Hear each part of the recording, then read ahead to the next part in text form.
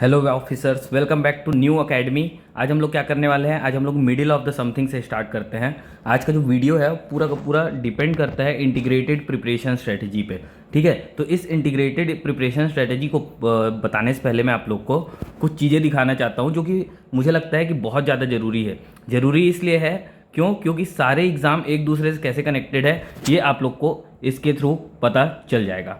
Clear है? ठीक है, देखो ये एक पेज है, इसको समझना है हम लोग को। इस एक पेज के बाद एक और पेज है, उसको भी समझना है। ठीक है, पहला पेज क्या बोलता है? यूपीएससी प्रीलिम्स से सीजीपीएससी मेंस कैसे कनेक्टेड है। और दूसरा जो स्लाइड है वो क्या है कि सीजीपीएससी मेंस जो है वो यूपीएससी सीजीपीएससी प्रीलिम्स से कैसे कनेक्टेड है। इन दो चीज़ों की बात करने वाले हैं हम लोग आज। और इसके ऊपर जितना स्ट्रेटेजी डेवलप हो सकता है, अगर 6 महीने की हम लोग स्ट्रेटेजी की बात कर रहे हैं, दैट इज़ जुलाई 1 से अपन 31 दिसंबर तक, ये वाला जो पीरियड है इसके लिए क्या स्ट्रेटजी अपनानी चाहिए कि हम लोग बेस्ट तरीके से अपना क्या बोलना चाहिए प्रिपरेशन कर सके।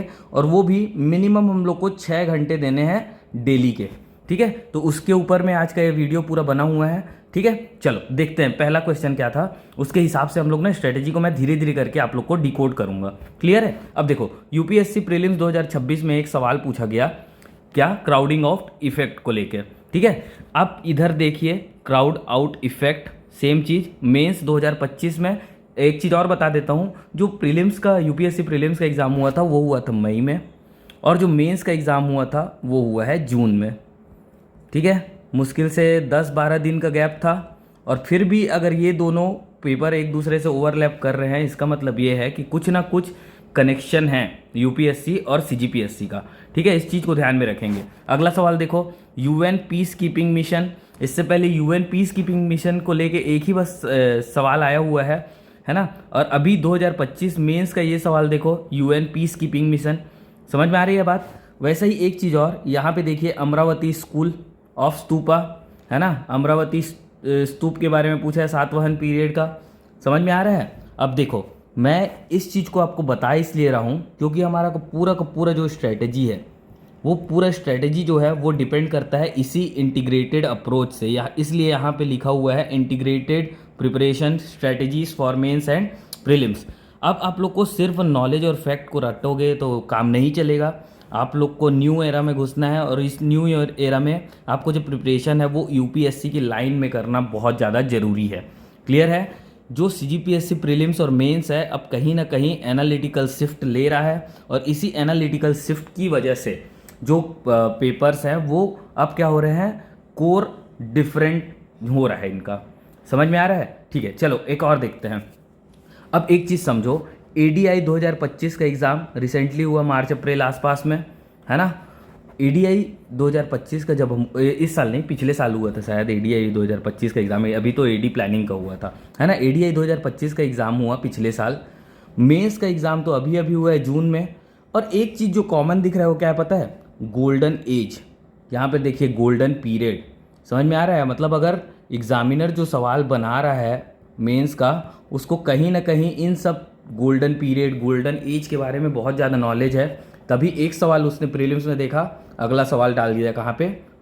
मेंस में। क्लियर है? एक चीज़ और, बाल अधीक्षक का भी पेपर पिछले साल ही हुआ था, है ना। रिजल्ट उसका भी आ गया है। ये सारी चीज़ें देखो, सवाई टैक्स, ओवरी टैक्स, कलाली टैक्स, पंडारी टैक्स। और इससे रिलेटेड एक और कनेक्शन क्या है?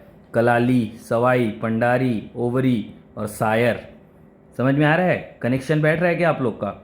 ठीक है, तो इस पूरे के पूरे चीज़ को समझने के लिए कि आखिर हम लोग ऐसा अगर कोई सवाल बनता है तो हम लोग क्या कर सकते हैं, उसके लिए न्यू एकेडमी लेके आया है एक road map, a road map to selection by New academy.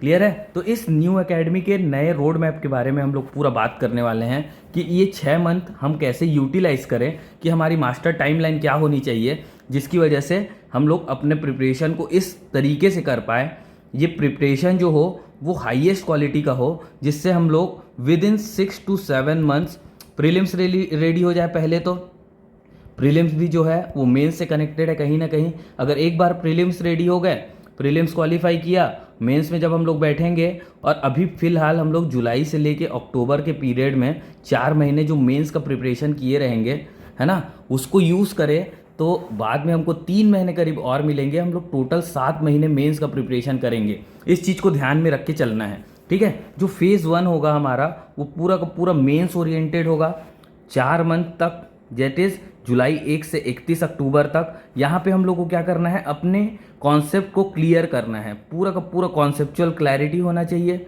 और जब मेंस का पढ़ रहे होंगे तो हमारा जो मेन औजार होगा, मेन जो वेपन होगा इस चीज़ को लेके, वो होगा हमारा प्रीवियस ईयर का क्वेश्चन। प्रीवियस ईयर का जितना भी क्वेश्चन है मेंस के रिलेटेड, उनको इस 4 महीने में आपको सॉल्व करना है। भले ही आप देख देख के बनाओ, कैसे भी बनाओ, लेकिन आपको ट्राई करना है कि 15 मार्क्स का क्वेश्चन आप 2 मार्क्स में लिख सको, 2 मार्क्स का क्वेश्चन 15 मार्क्स में लिख सको, 15 मार्क्स का क्वेश्चन 8, 10, 4 और 2 किसी भी नंबर पे आप लिख सकते हो। सेम सवाल अगर 2 मार्क्स में पूछा है तो उसको आप 15 नंबर में भी लिखने का हिम्मत रखें, ऐसा आपको प्रिपेयर करना है, ठीक है। सातों के सातों पेपर को लेके, इवन कि हिंदी का भी एक सीक्वेंस होता है, वो सीक्वेंस के बारे में मैं आपसे बाद में बात करूंगा, ठीक है। जैसे ही ये 4 मंथ खत्म होगा, जुलाई 1 से 31 अक्टूबर, हम लोग जाएंगे सेकेंड फेज में, जो ओरिएंटेड रहेगा किसको, नवंबर से लेके दिसंबर, मेनली दो महीने, नवंबर दिसंबर। और जो जनवरी है, जनवरी का पूरा पीरियड हम लोग क्या करेंगे पता है, हम लोग देखेंगे प्रीवियस ईयर के क्वेश्चन को। कौन से प्रीवियस ईयर के क्वेश्चन, तो जैसा कि मैं अपने पास रखा हुआ हूँ 2012 से लेके 2026 अभी प्रेजेंट में जितना भी पेपर हुआ होगा, इन सब का व्यापम का हर एक पेपर, पीएससी का हर एक पेपर, यूपीएससी का हर एक पेपर, और इन सब के थ्रू मैं अपने सवालों को प्रिपेयर करता हूँ, जो कि आप लोग को संकल्प टेस्ट सीरीज के थ्रू हमारे देखने को मिलता है, ठीक है। इन सारे सवालों को मर्ज किया जाता है, जैसा कि एग्जामिनर ने अभी क्रिएट किया है ऐसे, है ना। इन सब चीज़ को मर्ज किया जाता है और दिखता है आपको कहाँ पे, CGPSC, CGSSB या फिर CG व्यापम के एग्ज़ाम में। क्लियर है, समझ में आ रही है क्या बातें, है ना। तो ऐसे ही आपको प्रिपरेशन करना है। आप लोग को पूरा का पूरा जो पहला मंथ है, मतलब पहला जो 4 मंथ है फर्स्ट फेज का, उसको कॉन्सेप्चुअल क्लैरिटी के ऊपर में बहुत ज़्यादा फोकस करना है, ठीक है। एक बार अगर आप कॉन्सेप्चुअल डेप्थ रेडी कर लिए ना, तो आप लोग का जो इवॉल्विंग प्रीलिम्स है अभी, मतलब जो प्रीलिम्स हमारा इवॉल्विंग कंडीशन पे है, उसको टैकल करना ईजी हो जाएगा। क्लियर है, समझ में आया, ठीक है। तो चलो बात करते हैं एक एक करके कि 6 मंथ का जो हमारा स्ट्रेटेजी होना चाहिए, हमारा जो रोड मैप होना चाहिए, वो कैसा होगा, ठीक है। पहला फेज में आप लोग बता दिए, जुलाई से अक्टूबर तक हम लोग को क्या करना है, मेंस फोकस काम करना है। और इस मेंस फोकस काम में हम लोग को मेनली किस चीज़ पे ध्यान देना है, आंसर राइटिंग के ऊपर, ठीक है। आंसर राइटिंग किसका, PYQ का पूरा हर एक क्वेश्चन को सॉल्व करना है। वो 2 नंबर से 15 नंबर का कोई सा भी क्वेश्चन हो, आपको हर एक क्वेश्चन के लिए हर मार्क्स का आंसर आपके पास रेडी होना चाहिए, ठीक है। और ट्राई करना है कि जो क्वेश्चन आप 15 मार्क्स में लिख रहे हैं ना, आप उसको ट्राई करें 2 मार्क्स में लिखने का। 15 मार्क्स के क्वेश्चन को 2 मार्क्स में जब आप लिखेंगे तो आपके साथ होगा क्या कि आप लोग को समरी बनाना आ जाएगा। समरी बनाना आ गया मतलब इंट्रोडक्शन रेडी, कंक्लूजन रेडी। आप लोग को जो खेलना है, अब वो आप कहाँ पे खेलेंगे, मेन बॉडी में, ठीक है। मेन बॉडी में, पूरे आंसर के मेन बॉडी में जब आप लोग flow chart, pie chart, diagram, इन सब चीज़ों के थ्रू खेलना चालू करेंगे तो आपके मार्क्स जो है वो ज़्यादा होने के चांसेस बहुत ज़्यादा बढ़ जाएंगे, ठीक है। अब जो अपना सेकेंड फेज होगा प्रीलिम्स ओरिएंटेड, वो क्या बात करेगा, फैक्ट तो हम लोग को रिवाइज करना है। जो यहाँ पे आप लोगों ने 4 महीना पढ़ा रहेगा मेंस को, उसी को हम लोग को यहाँ पे फैक्ट्स का रिवीजन करना है, क्योंकि फैक्ट्स पूछे जाते हैं प्रीलिम्स में, ठीक है। और इस 2 महीने के बाद, दैट इज़ नवंबर दिसंबर के जो बाद का पीरियड है, इस नवंबर दिसंबर के बाद के पीरियड में हम लोग को 1 महीने जो है पूरा का पूरा मेगा टेस्ट सीरीज पे फोकस करना है। मेगा टेस्ट सीरीज क्यों फोकस करना है मैं बोल रहा, क्योंकि आप लोग को रियल एग्जाम का फील आए, ठीक है। जैसा हमारा अभी संकल्प का टेस्ट सीरीज चल रहा है, जिससे आप लोग को रियल एग्जाम का फील आ रहा है, ऐसा हमको बहुत सारा कमेंट आया हुआ है कि ऐसा लग रहा है, डर लग रहा है कि बन नहीं रहा है, एग्ज़ाम में ऐसे सवाल आते हैं। और मैं एक चीज़ आपको और बताना चाहूँगा, जो हमारा संकल्प टेस्ट सीरीज़ है ना, वो सारा का सारा बना ही हुआ है PYQ से। इसकी गारंटी मैं लेता हूँ कि PYQ से बना है। अगर कोई मुझे बोल दे कि ये सवाल अननेसेसरी है, ये सवाल पूछे नहीं जा सकते, तो प्लीज़ मेरे से कांटेक्ट कराइएगा उनको, मैं उनको रेलेवेंस बता दूंगा कि कौन से पेपर में कौन सी जगह से कौन सा सवाल बना हुआ है, ठीक है। चलो अब देखते हैं, ये जो लास्ट का 1 मंथ है उसको आपको टेस्ट सीरीज पे फोकस करना है, लेकिन ये जो टोटल 3 महीने का पीरियड है प्रीलिम्स के लिए, जो हम लोगों ने नवंबर से जनवरी तक का लेके रखा है। इस पूरे 3 महीने में आप लोग को PYQ को एक भी नहीं छोड़ना है। मतलब अगर आप CGPSC, CGSSB, CG व्यापम या फिर UPSC किसी का भी बात करें, अगर आप इन सब पेपर को सॉल्व करने बैठोगे तो नहीं में आप लोगों के पास पता है कितना पेपर हो जाएगा? अप्रॉक्सीमेटली 500 क्वेश्चन पेपर आपके पास रहेंगे, जो कि बिलोंग करते हैं किससे? 2012 से लेके 2026 तक के पेपर में। और ये 500 क्वेश्चन जो है वो अननेसेसरी क्वेश्चन नहीं होंगे। क्यों? क्योंकि ये पूछे जा चुके हैं। कोई चीज़ अगर पूछा जाता है इसका मतलब क्या है कि वो रेलेवेंट हैं। समझ में आ रहा है? अब आपको डेली कितना घंटा पढ़ना है, किस चीज़ को पढ़ना है, उसके बारे में भी डिटेल में हम लोग बात करेंगे। लेकिन एक चीज़ और आपको ध्यान में रखना है, वो ये है कि एप्टीट्यूड को आपको क्रॉस बस करना है ना। मतलब मान लेते हैं कि 200 मार्क्स का पेपर होता है, हमारा कोई सा certain amount of percentage decide है कि आपको एटलीस्ट इतना परसेंट लाना है। तो एप्टीट्यूड को अभी फ़िलहाल आप उतना ही पढ़ेंगे जितना आप मेंस के लिए अपना रेडी कर पा रहे हैं। ठीक है, वही जो एप्टीट्यूड है वो यूज़ होगा कहाँ पे? अब GS वाले मतलब इस CSET के पेपर में। और ये CSET का पेपर आप क्वालिफाई कर लेंगे एक बारी, तभी जाके आपका GS का पेपर जो है वो चेक होगा। ठीक है, ये बेसिक इन्फॉर्मेशन आपको भी पता है। अब देखो मेरे साथ क्या था कि मैं जब प्रिपरेशन कर रहा था तो मैं एक स्ट्रेटजी पे काम करता था। मेरी एक बेसिक सी स्ट्रेटजी थी कि मैं कोई सा भी सब्जेक्ट को बिना सीक्वेंस के नहीं पढ़ूंगा। मेरा एक पर्टिकुलर सीक्वेंस होता था, लाइक कि मैं ज्योग्राफी को सबसे पहले पढ़ता था, फिर मैं पढ़ता था हिस्ट्री को पढ़ने के बाद मैं जाता था फिलॉसफी पे, फिलॉसफी के बाद जाता था मैं किस पे? पॉलिटी पे, पॉलिटी के बाद ही जाता था मैं इकॉनमी पे। ठीक है, समझ में आ रही है? ये सारी चीज़ें एक दूसरे से इंटरलिंक्ड है, इसी वजह से ये पर्टिकुलर सीक्वेंस को मैंने यूज़ किया था और जो कि मैं आप लोग को यहाँ पे बता रहा हूँ। ठीक है, अब देखो एक स्टडी सोर्सेज होनी चाहिए कि क्या क्या बुक हमको पढ़ना है, क्या क्या बुक नहीं पढ़ना है। तो मैं ट्राई करता था कि जितना भी NCERT का बुक है, जो कि क्लास 6वीं से 12वीं तक का जितना भी रेलेवेंट बुक है जो कि मेरे काम की है, जैसे हमारे में अभी क्या है, वर्ल्ड हिस्ट्री नहीं है सिलेबस में, तो मेरे क्लास 9th और 10th का जो हिस्ट्री का बुक है ना वो किसी काम का नहीं है फिलहाल। समझ में आ रही है अब आपको बात? वैसे ही हमारे में मैक्रो इकोनॉमिक्स है लेकिन माइक्रो इकोनॉमिक्स नहीं है। तो अगर माइक्रो इकोनॉमिक्स नहीं है तो मैं माइक्रो इकोनॉमिक्स को अननेसेसरी को क्यों पढ़ूँ? समझ में आ रही है बातें, है ना? तो अब मैं अननेसेसरी का तो पढ़ूंगा नहीं उन चीज़ों को, है ना? तो ऐसे ही मुझे इस 6th to 12th क्लास के जो बुक्स हैं उसमें रेलेवेंट बुक्स को ही बस पढ़ना था। और वो रेलेवेंट बुक का नाम मैं आपको धीरे धीरे करके हर एक जगह पे बताते जाऊंगा। ठीक है, तो डिस्कस करते हैं पेपर 1 से। ठीक है, मैं आप लोग को ये बता दिया कि क्या क्या पढ़ना है, 6 घंटे का टाइमलाइन क्या होना चाहिए। आप लोग को मैं ये जो PDF है ना वो टेलीग्राम चैनल पे हमारे दे दूंगा। टेलीग्राम चैनल का जो नाम है वो है न्यू अकेडमी 2.0। ठीक है, टेलीग्राम के इस 2.0 के चैनल पे आप लोग को ये जो PDF है वो अपलोडेड मिल जाएगा, है ना? तो एक चीज़ और मैं आप लोग को बता देता हूँ, ये आप देख रहे होंगे, इसको जूम करते हैं थोड़ा सा। ये जो पर्टिकुलर सेक्शन है ये आप लोग को बताएगा क्या कि प्रायोरिटी लाइन को कैसे डिसाइड करके चलना है। जैसे मैं बोल रहा था कि मैं पहले ज्योग्राफी पढ़ता हूँ, उसके बाद ही हिस्ट्री, उसके बाद फिलॉसफी, फिर पॉलिटी, फिर इकॉनमी और लास्ट में सोशियोलॉजी। ठीक है, अब देखो क्या है, इसमें भी एक सेक्शन है जो है जनरल साइंस का, और जिसके लिए रिटेंशन पावर की बहुत ज़्यादा ज़रूरत होती है। रिटेंशन मतलब लास्ट में आप लोग को कितनी सारी चीज़ें याद हो रही है उसको हम लोग बोलते हैं रिटेंशन। आप कितना उसको बाहर निकाल पा रहे हैं वो होता है रिटेंशन। अगर रिटेंशन ज़्यादा चाहिए तो मैं इसको कब पढ़ूंगा? लास्ट फेज़ में।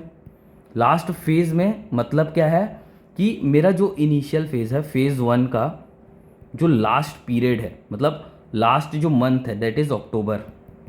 इस अक्टूबर मंथ में मैं पढ़ना चालूँगा किसको? पेपर 4 को। इसमें क्या क्या है? जनरल साइंस, एनवायरनमेंट और क्या है अपना मैथ्स एंड रीजनिंग। तो इस पीरियड पे जब मैं इसको पढ़ना चालू करूँगा तो ये क्या हो जाएगा, अब ये कंटिन्यूअसली काम करेगा कहाँ पे? मेरा प्रीलिम्स के जो फेज़ है फेज़ 2 में। प्रीलिम्स के फेज़ 2 में हमारे काम करेगा ये। क्यों? क्योंकि रिटेंशन वहाँ पे बेहतर रहेगा, हम लोग लगातार अब फिर फैक्ट को याद करेंगे ना। क्लियर है? समझ में आ रहा है? इंटीग्रेटेड ओवरलैप को मैं आपको, इंटीग्रेटेड अप्रोच को मैं आपको पहले ही बता चुका हूँ। ठीक है, अब क्या है, पेपर 7 जो है वो क्या है, करंट ओरिएंटेड है मोस्टली, है ना? और उसके अलावा प्रीलिम्स एग्जामिनेशन में क्या करना है हम लोग को, इसको ज़्यादा फोकस नहीं करना होता है।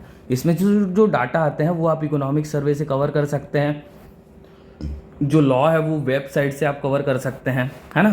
तो आप लोग को ये जो पेपर 7 है ना, इनिशियल फेज ऑफ फर्स्ट में, मतलब इनिशियल पीरियड जो रहेगा फेज़ 1 का, आप वहाँ पे इसको बस एक बार रीडिंग करके छोड़ देंगे, ठीक है। एक बार रीडिंग करके छोड़ दिए, फिर अगले फेज़ में आपको क्या करना है, इसको आपको मतलब जो प्रीलिम्स ख़त्म हो जाएगा उसके बाद जब बस जाके एक बारी कंसोलिडेट करने की ज़रूरत पड़ेगी, ठीक है। क्लियर है। चलो अगला देखते हैं। आप अपना क्या है, पहला लैंग्वेज और आर्ट ऑफ द एसे। आप लोग को एक चीज़ पता होगा, मैंने ऐसे को लेके हाउ टू राइट अ ऐसे करके एक मेरा सीरीज़ था, एक वीडियो है, आप उसको जाके देख सकते हैं कि मैंने ऐसे को कैसे डिकोड किया था आज से 2 से 3 साल पहले।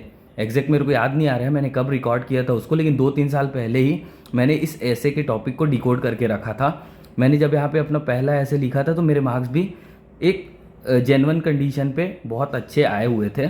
इसका क्या बोलना चाहिए, बहुत सारे लोगों ने लिखा भी है उस चीज़ के बारे में, ठीक है। अब देखते हैं लैंग्वेज जो है, इकलौता हिंदी एक ऐसा सब्जेक्ट है पूरे 7 पेपर्स में जिसमें 100 मार्क्स अकेले किसी सब्जेक्ट का है, वो है हिंदी। तो हिंदी को तो हम छोड़ नहीं सकते, हिंदी हमारे लैंग्वेज में काम आएगा। इसके अलावा और कहाँ पे काम आएगा, मेंस में, प्रीलिम्स में, इवन कि इंटरव्यू में भी, ठीक है। इंटरव्यू में भी काम आएगा, तीनों जगह काम आएगा। ऊपर से 100 नंबर अकेले दे रहा है, अगर सही से कर लिए तो ये 100 नंबर कहीं नहीं जाएंगे, है ना। तो इस 100 नंबर को करने के लिए अपने को क्या करना है, 10 मिनट डेली पढ़ना है हिंदी को, ठीक है। डेली का डेली 10 मिनट कम से कम हम लोग को हिंदी को डेडिकेट करके रखना है इस मेंस के पीरियड पे, मेंस प्रिपरेशन के पीरियड में, ठीक है। समझ में आ रहा है। उसके बाद क्या है कि ये स्टीडी ड्रिप चाहिए, इसीलिए मैं आप लोग को बोला कि डेली 10 मिनट का बस आपको ड्रिप ले लेना है, थोड़ा एनर्जी आएगा, ठीक है। उस एनर्जी से आपका पूरा का पूरा काम चल जाएगा, ठीक है। आप लोग को डेली 1 घंटा लगाना है, या फिर आप 30 मिनट भी दे सकते हो इस पर्टिकुलर सेक्शन को लेके, जिसमें छत्तीसगढ़ी लैंग्वेज है, हिंदी है, जनरल इंग्लिश है, ठीक है। इन सारी चीज़ों को एक पर्टिकुलर टाइम पे मैं अपने लिए 30 मिनट बचा के रखता था। लेकिन अगर जिनको मतलब कमज़ोर लगता है ये लैंग्वेज वाला सेक्शन, तो आप 1 घंटे का भी टाइम ले सकते हैं, जिसमें मैं डिवाइड करता था इसको 20:10 के रेशियो में, दैट इज़ 2:1 के रेशियो में। 20 मिनट में मैं पढ़ता था और 10 मिनट जो है मैं क्या करता था, इस सब्जेक्ट को बस रिवाइज़ करता था डेली का डेली। तो ये मेरा खुद का स्ट्रैटेजी है, इसलिए मैं आपको एग्जैक्टली यही बता रहा हूँ, ठीक है। अब मैं हफ्ते में 2 ऐसे लिखता हूँ, और जिन्होंने मेरा ऐसे कॉपी देखा है या फिर मेरा जो ऐसे का अप्रोच देखा है, उनको इतना समझ में आ गया होगा कि मैं मोस्टली ट्राई करता हूँ फिलोसॉफिकल ऐसे लिखने का। इसका मतलब क्या है, ऐसे में कुछ वर्ड होते हैं, उन वर्ड्स को पकड़ के, मान लेते हैं कि कोई सा एकलव्य कहीं पे लिखा हुआ है या फिर प्रयास कहीं लिखा हुआ है, आपको इस वर्ड को पकड़ के ही क्या करना है, पूरा का पूरा अपना ऐसे क्रिएट करने का हिम्मत होना चाहिए। तभी आप मान के चलिए कि आपका जो ये 50 मार्क्स इंटू 4, इसमें आप 130 प्लस या फिर 140 प्लस मार्क्स लाने के काबिल हैं, जब आप ऐसे में हर एक वर्ड को पकड़ना स्टार्ट करेंगे। क्लियर है, समझ में आ रहा है। चलो अगला देखते हैं। अब क्या है, पेपर 3 हिस्ट्री और एडमिनिस्ट्रेशन का। मैंने इसके लिए 20 दिन देता हूँ मैं अपने मेंस के प्रिपरेशन के लिए, क्योंकि ये ऑलरेडी अभी फिर से मुझे प्रीलिम्स फेज़ में पढ़ना ही है। तो मैं यहाँ पे अपना कॉन्सेप्चुअल क्लैरिटी बढ़ाने के लिए बस इस टाइम फ्रेम को 20 दिन का लेके चलता हूँ, ठीक है। मेरा जो रिसोर्स होता है इसको लेके, हिस्ट्री को लेके, वो होता है 6 to 12th तक की एनसीईआरटी, जहाँ पे मैं 9th और 10th की एनसीईआरटी को नहीं पढ़ता हूँ। इसके अलावा अभी मैंने एससीईआरटी का बुक देखा है, स्टेट का जो हमारा छत्तीसगढ़ स्टेट का जो बुक है एससीईआरटी, उसका जब मैंने बुक देखा तो उसमें भी बहुत सारे रेलेवेंट इन्फॉर्मेशन मिलेंगे मुझे। इस रेलेवेंट इन्फॉर्मेशन में जो एक बेस्ट एग्जांपल है वो है हर्षवर्धन पीरियड का, ठीक है। आप एक बार एससीईआरटी के बुक को जाके देखिएगा कि हर्षवर्धन पीरियड में जो आए हुए थे कोई से ट्रैवलर जो थे, उसके बारे में कुछ लिखा हुआ है। आप लोग मुझे बताएंगे कमेंट में कि ये हर्षवर्धन के पीरियड में जो ट्रैवलर आए थे वो छत्तीसगढ़ के बारे में क्या लिखे हैं। पहले तो यही बताइएगा कि कौन ट्रैवलर आए थे, और उसके बारे में एससीईआरटी के छत्तीसगढ़ वाले बुक में जो हिस्ट्री का बुक है उसमें क्या लिखा है, वो आप मुझे कमेंट करके बताएंगे, ठीक है। देखते हैं कि आप लोग चेक करते हैं या नहीं, ठीक है। अब देखो, जो कॉन्स्टिट्यूशन और पब्लिक एडमिनिस्ट्रेशन है उसको लेके मैं मोस्टली ट्राई करता था 9 to 12 तक की एनसीईआरटी पढ़ने का। 11th की एनसीईआरटी आप गलती से भी नहीं छोड़ सकते हैं।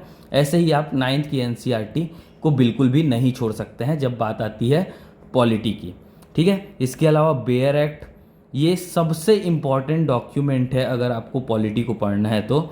जैसा कि जिन लोगों को पता है कि मैं जहाँ पढ़ता था वहाँ पे मेरे पास कॉन्स्टिट्यूशन ऑफ इंडिया का एक पूरा बुक है जो कि हमने वर्धा से मंगाया हुआ है।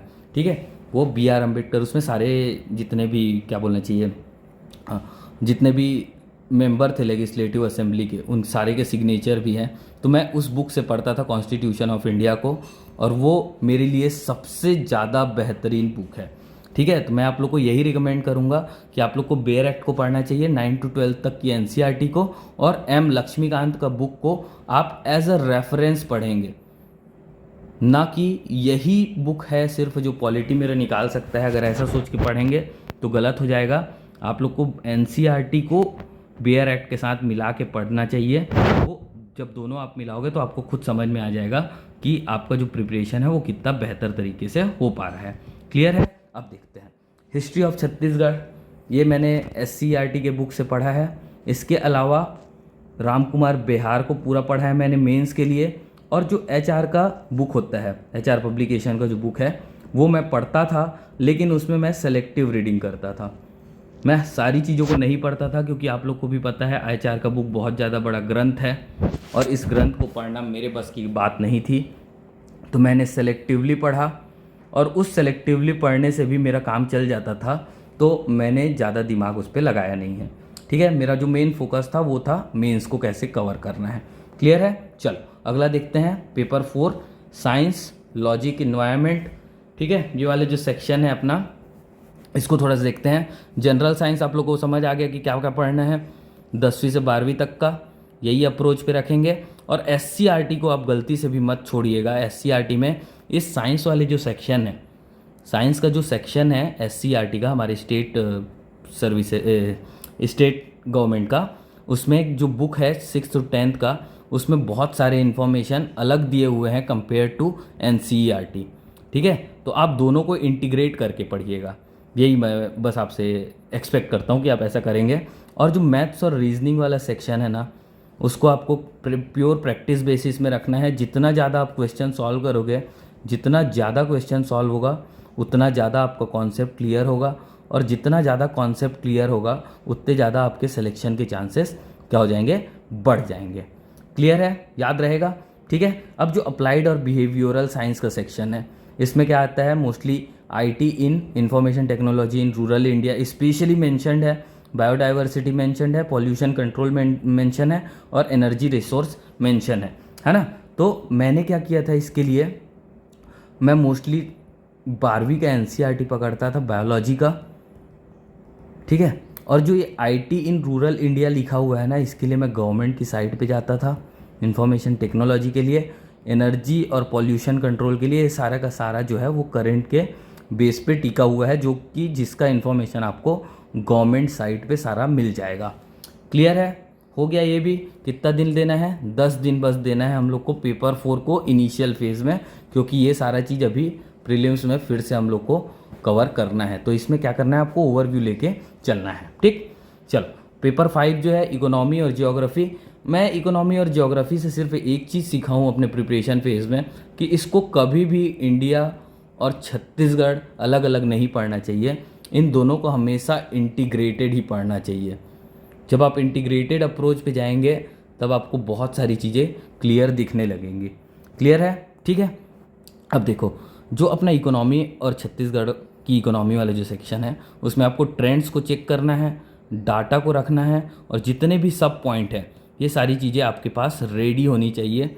जितने भी सब पॉइंट है, इससे आपका क्या बनेगा पता है, बुलेट पॉइंट बनेगा। बुलेट पॉइंट बनेगा तो आप जो स्पेस दिया होता है कॉपी में, आंसर कॉपी में, उसको बेहतर तरीके से क्या कर पाएंगे, यूटिलाइज कर पाएंगे। इकोनॉमिक्स के लिए क्या क्या पढ़ना है, 9 to 11 की NCERT। ठीक है, माइक्रो इकोनॉमिक्स हमारे सिलेबस में नहीं है, तो माइक्रो इकोनॉमिक्स को नहीं पढ़ना है। हमको जो फोकस करना है वो है मैक्रो इकोनॉमिक्स। ठीक है, मैक्रो इकोनॉमिक्स पे हम लोग को मेजॉरिटी ऑफ द सेक्शन को फोकस करना है। क्लियर है। इसके अलावा इकोनॉमिक सर्वे आप गलती से भी मत छोड़िएगा, ना इकोनॉमिक सर्वे छोड़ना है ना बजट छोड़ना है। इस बारी का पेपर आप लोग को बता ही दिया है कि इकोनॉमिक सर्वे से कुछ भी सवाल बन सकता है और सारा सवाल जो है वो पूछा ही जाएगा इकोनॉमिक सर्वे से। ठीक है, ये एक क्लियर इंडिकेटर था आयोग का। ठीक है, ज्योग्राफी के लिए 6 to 12 आप लोग बिल्कुल मिस नहीं कर सकते हैं एनसीईआरटी को। इसके साथ साथ एससीईआरटी के भी बुक को आपको साथ में लेके चलना पड़ेगा, क्योंकि छत्तीसगढ़ जो ओरिएंटेड सेक्शन है वो आपको एससीईआरटी के बुक में देखने को मिल जाएगा। इसके अलावा जो मैं एक स्पेशल बुक कैरी करता था वो है एल एन वर्मा का, है ना, और मैं इसको डाई हार्ड बता रहा कि मैं पढ़ा हुआ हूँ एल एन वर्मा को। ठीक है, और जिस हिसाब से एल एन वर्मा में लिखा हुआ है, आपको अभी लेटेस्ट बुक जो मिलेगा उसमें से डाटा को आपको अपडेट करना पड़ेगा। मैं तो फोटोकॉपी से पढ़ा हुआ था, है ना, और उसको कनेक्ट करता था गवर्नमेंट साइट से और एचआर से। अब इसका कनेक्शन का वीडियो मैं कैसे कनेक्ट करके इनको पढ़ता था वो मैं आप लोग को धीरे धीरे करके बताते जाऊंगा। एक ही वीडियो में सारा चीज़ बताते गया तो आप लोग कंफ्यूज हो जाएंगे। क्लियर है, उसका एक अलग से वीडियो आएगा। पेपर 6 जो है ये रीड ऑनली अप्रोच पे आपको रखना है इनिशियल फेज में। मतलब जैसे ही अभी जुलाई कल से चालू है ना, आज जब मैं रिकॉर्ड कर रहा हूँ तब 30 जून है, कल जब 1 जुलाई होगा तो कल से लेके 25 दिन मतलब 25 जुलाई तक आपको सिर्फ इन 3 सब्जेक्ट पे ध्यान देना है ना। 3 सब्जेक्ट पे, मतलब एक्चुअली 3 सब्जेक्ट भी नहीं बोलना चाहिए, फिलॉसफी और सोशियोलॉजी। ठीक है, इस दोनों पे आप लोग को एटलीस्ट तो ध्यान देना चाहिए। एक चीज़ और, रेलेवेंट पॉइंट को ही आपको फिलॉसफी का पकड़ के चलना है। अभी रेलेवेंट पॉइंट मतलब जो जितने भी सिद्धांत हैं उसमें से कुछ जो प्रीलिम्स पॉइंटर होते हैं, उन प्रीलिम्स पॉइंटर को आपको ध्यान में रख के चलना है। क्लियर है, वो फिलॉसफी में अभी आपका ये काम हो जाएगा। इसके अलावा जो आपको बुक प्रिफर करना है वो है, मैं दिल्ली आईएएस का बुक देखा हुआ हूँ और इग्नू का नोट्स है, उससे मैं उससे इस पर्टिकुलर सेक्शन को, इस फिलॉसफी वाले सेक्शन को कवर करने का ट्राई करता था। सोशियोलॉजी के लिए मैं 11th-12th की एनसीईआरटी ही पकड़ता था, दिल्ली आईएएस का एज अ रेफरेंस यूज़ करता था और इग्नू की साइट में एमए का जो सोशियोलॉजी का बुक है उसको मैं ट्राई करता था अपने 11th-12th के जो नोट्स हैं, मेरे खुद के जो नोट्स थे यूपीएससी टाइम के, उसके साथ में इनको इंटीग्रेट कर सकूं। ठीक है, समझ में आ रही है बातें। इसके अलावा फिर अब सोशल एस्पेक्ट ऑफ छत्तीसगढ़ जो है, इसके लिए कुछ स्पेशल बुक है, जैसे टीके वैष्णव का वो मैं यूज़ करता था। पीसी लाल यादव के लिए लोक संस्कृति का जो बुक था वो मैं यूज़ करता था। सारा मेरे पास पीडीएफ फॉर्मेट में था, इसलिए मैं उसी से यूज़ करता था। और छत्तीसगढ़ की जनजातियाँ अमरोहित साहब का वो भी मैं देखता था। मैं उतना ज़्यादा डिटेल पे नहीं पढ़ पाया हूँ इस बुक को, लेकिन थोड़ा बहुत यूज़ किया हूँ। इसके अलावा एचआर पब्लिकेशन और गवर्नमेंट की साइट CGTRT करके जो साइट है ना, छत्तीसगढ़ गवर्नमेंट की ट्राइबल रिसोर्स डेवलपमेंट वाले डिपार्टमेंट की, उसका क्या है, ट्राइबल वेलफेयर डिपार्टमेंट की, उसकी CGTRT वाली साइट से मैंने बहुत सारी चीज़ें अपने लिए कलेक्ट करके रखी थी। तो मैं सजेस्ट करूँगा कि आप भी वो उस चीज़ को कलेक्ट करके रख सकते हैं। इस बुक को नहीं छोड़ना है, टीके वैष्णव साहब का, पीसी लाल यादव जी का और गवर्नमेंट साइट को, इन 3 चीज़ों को नहीं छोड़ना है। इसके अलावा आप लोग को जो पढ़ना है वो आप पढ़ सकते हैं। क्लियर है। चलो अगला जो है पेपर 7 जो है, इसके लिए मेरा एक स्पेशल वीडियो है, सीक्रेट्स ऑफ पेपर 7, जहाँ पे मैंने सिलेबस और PYQ को कनेक्ट करके एक आइडिया दिया था आज से 2 से 3 साल पहले, जब पहला वीडियो बन रहा था, तो है ना। तो उसमें सीक्रेट्स ऑफ पेपर 7 जो वीडियो है उसको आप लोग जाके देख सकते हैं। उसमें आप लोग को बहुत सारी चीज़ें पेपर 7 के बारे में क्लियर हो जाएंगी। क्योंकि ये जो पहला ही, मतलब मैं जब पढ़ाना चालू किया था एक कोचिंग इंस्टीट्यूट पे, तो उसमें जो मुझे पहला टॉपिक मिला था वो था पेपर 7 का पार्ट 3। तो पेपर 7 पार्ट 3 को मैंने पूरा डिकोड किया था उसी टाइम पे, और उस डिकोडिंग को ही मैंने यहाँ पे आप लोग के सामने प्रेजेंट किया था। क्लियर है, ठीक है। चलो अब देखते हैं इसमें क्या क्या चीज़ें लिखी है। वेलफेयर डेवलपमेंट और प्रोग्रामिंग्स लॉ, तो इसके लिए आपको क्या करना है पता है, करंट अफेयर्स को आप लोग देखते चलेंगे, डेली का न्यूज़पेपर आप लोग को फॉलो करना है, और कोई सा भी डिपार्टमेंट रिलेटेड एग्ज़ाम होता है, मतलब जैसे बाल अधीक्षक का पेपर हुआ था बाल संरक्षण अभियान के, बाल संरक्षण एक्ट के अंदर पे, है ना, ऐसा ही महिला एवं बाल विकास का महिला पर्यवेक्षक का एग्ज़ाम होता है, मान लेते हैं। इसके अलावा लेबर इंस्पेक्टर या फिर लेबर ऑफिसर का एग्ज़ाम होता है। इन सारे के जो प्रीलिम्स के क्वेश्चन हैं वो कहीं ना कहीं आपको पेपर 7 के इस पर्टिकुलर पार्ट 1 में आपको देखने को मिल सकता है, इनके मेंस के क्वेश्चन में। ठीक है, इन गवर्नमेंट साइट को आप लोग को गलती से, डिपार्टमेंट की साइट को गलती से भी नहीं छोड़ना है। इस गवर्नमेंट डिपार्टमेंट के एग्ज़ाम के क्वेश्चन पेपर के हर एक ऑप्शन को आप लोग रेडी करके रखेंगे तो शायद आप लोग का जो प्रिपरेशन है इस पेपर के लिए वो बहुत ज़्यादा स्ट्रांग हो जाएगा। क्लियर है? ऐसे ही UN, IMF, वर्ल्ड बैंक, इसको लेके एक चीज़ मैंने मेंशन किया है इस सीक्रेट्स ऑफ पेपर 7 वाले वीडियो में, जहाँ पे वो लिखा हुआ है कि इंस्टीट्यूशन और ऑर्गेनाइजेशन है, सिलेबस में ये मेंशन है, जिसका इम्पैक्ट पड़े इंडिया या फिर छत्तीसगढ़ में, तभी हमको उसको ध्यान पे देके चलना है। ये बात आप लोग वहाँ पे देख सकते हैं और वहाँ से अपना करंट अफेयर्स का जो मटेरियल है उसको इंटीग्रेट करके यहाँ से चल सकते हैं। स्पोर्ट्स का कुछ भी पूछ सकता है, तो जितने भी व्यापम के क्वेश्चन पेपर हैं, है ना, व्यापम के जितने भी प्रीलिम्स के पेपर हैं उसमें जो जो स्पोर्ट्स दिए हैं, जो जो स्पोर्ट्स के बारे में उन लोगों ने पूछा है, वो सारे के सारे आप रेडी रखो, क्योंकि इसी से आएगा अगला सवाल। ठीक है, समझ में आया? ऐसे ही पेपर 7 का पार्ट 3 जो है वो पूरा डिपेंड करता है ministry of education, ministry of skill development, ministry of employment और प्रोग्रामिंग एंड स्टेटिस्टिक्स वाला जो मिनिस्ट्री है उसके गवर्नमेंट साइट, उसके रिपोर्ट्स के ऊपर। ठीक है, तो आपको पेपर 7 को अगर सही से पढ़ना है, पार्ट 3 को, तो मैं बोलूँगा आप लोग यूडाइसे प्लस इन सब की रिपोर्ट्स को भी चेक करते रहें अपना आंसर को और ज़्यादा वैल्यू एडिशन देने के लिए। क्लियर है? अब क्या है, अब देखते हैं ये लास्ट का जो 2+1 मंथ था, जिसको मैं आप लोगों को पहले ही बता चुका हूँ कि जो अपना नवंबर से लेके जो जनवरी वाला पीरियड है ना, इसमें आप लोग को पूरा का पूरा इंटीग्रेट करना है अपने PYQ को, टेस्ट सीरीज़ को और अपने रिवीजन को। ठीक है, PYQ देखोगे तो आपको समझ में आ जाएगा कि कौन सा पेपर, कौन सा क्वेश्चन अपने काम का है, कौन सा अपने काम का नहीं है, तो आपको टेस्ट से डर भी नहीं लगेगा। ठीक है, अननेसेसरी टेस्ट को मत लेना, उन टेस्ट को लेना जो कि आप लोग को PYQ के बेसिस पे या फिर जो क्वेश्चन पूछने का तरीका है उस पर आप लोग को ट्रैप कर सके। ठीक है, क्योंकि PYQ is the key. CGPSC, CGSSB यही काम करता है और हम लोग भी अपने न्यू अकेडमी के थ्रू आप लोग को ऐसा ही टेस्ट प्रोवाइड करते हैं, जिसको हम लोगों ने नाम दिया है संकल्प। उसका जो PDF है आपको हमारे टेलीग्राम चैनल पे बार बार देखने को मिलेगा। क्लियर है? समझ में आ रही है बातें? ठीक है, PYQ को इंटीग्रेट करके ही पढ़िएगा और उसको बिल्कुल भी नहीं छोड़ना है। जितना ज़्यादा आप PYQ को अटेंड करेंगे उतना ज़्यादा आपका सिलेक्शन का चांस जो है वो बढ़ जाएगा, अनटिल और अनलेस आपका किस्मत फेवर में हो। ठीक है, अनटिल और अनलेस अगर किस्मत फेवर में नहीं हुआ तो आप कितना भी ट्राई कर लो, कुछ नहीं हो पाएगा, जस्ट लाइक मी। क्लियर है? चलो अब देखते हैं, ये एक बुक का लिस्ट है जो सेम चीज़ें वहाँ पे आप लोग को हर एक पेपर वाइज समझा रखी है ना, उसका एक कलेक्शन है। तो इस कलेक्शन को, ये PDF जब आप लोग को टेलीग्राम चैनल पे मिलेगा ना, तो आप वहाँ पर से जाके भी इस चीज़ को देख सकते हैं। क्लियर है? टेलीग्राम पे आप लोग को जाके देखना ही है न्यू अकेडमी के इस पर्टिकुलर PDF को, क्योंकि ये बहुत ज़्यादा ज़रूरी होने वाला है आप लोग के लिए। क्लियर है? तो यहीं पे आज का वीडियो ख़त्म करते हैं। अगर आप लोग को ये स्ट्रेटजी वीडियो अच्छी लगी होगी तो आप मुझे कमेंट करके बताएंगे।